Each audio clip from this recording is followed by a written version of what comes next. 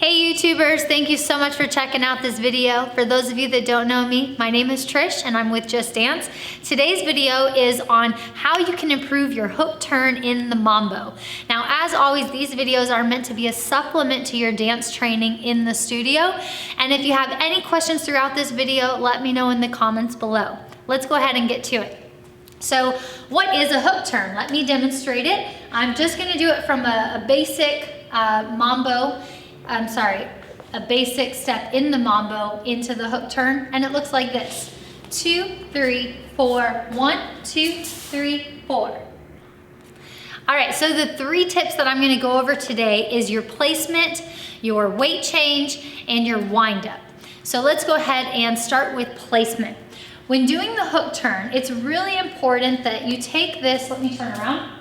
We're gonna take the right foot and hook the foot way behind. If you notice, my right knee is right in it's called the knee pit of my left knee.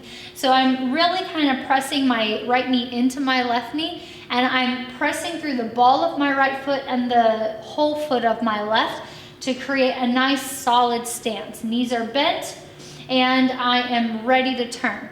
Now this is important because if you don't hook far enough around, you're gonna have a hard time completing the turn with your feet together. So from this hooked position, we start to turn and my feet come together, my heels come together halfway through. And at this point, we're gonna continue to turn and change weight. So at the end of that, my weight ends up on the right foot. So let me show you that again. We have our placement of the knee in the left knee pit.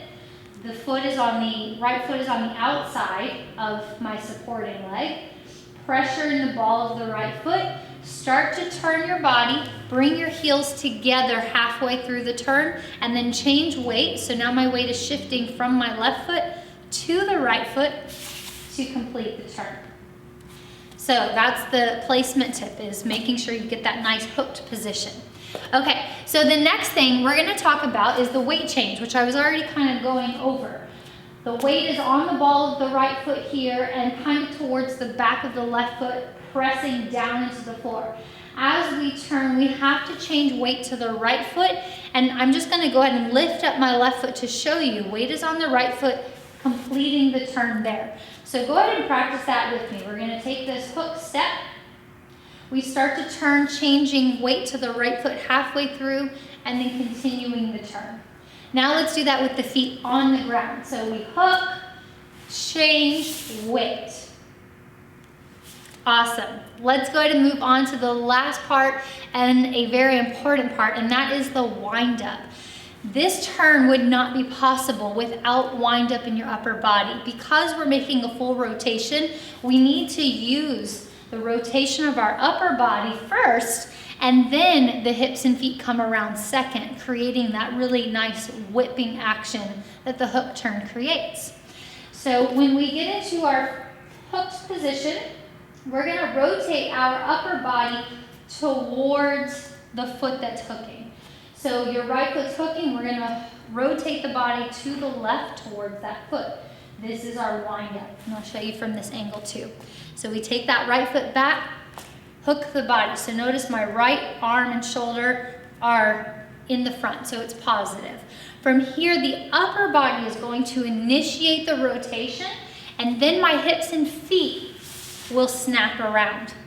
And at the very end of the turn, you want to make sure that your right hip continues to go back as your right side comes down towards that hip, so you have a nice settled position at the end for balance. So again, from here, wind up to the left, upper body is going to start coming around, hips and feet then come around second, and then you finish with that right hip pulling back, and you're creating opposition through your upper body. So again, my 3 tips, we talked about our placement, so the knee behind the knee, hooking that foot behind, pressure in the ball of the foot. Then we talked about our weight change. So halfway through, we're changing weight to the right foot, And then the last thing we talked about was wind up, making sure that you wind up to the left so that you can then spin to the right and you finish with your settled hip. All together with timing, we have 2, 3, 4, hook on 1, turn for a full measure, 2, 3, 4, finishing on 1. All right, so those are the 3 tips for you today. I hope that you enjoyed this video.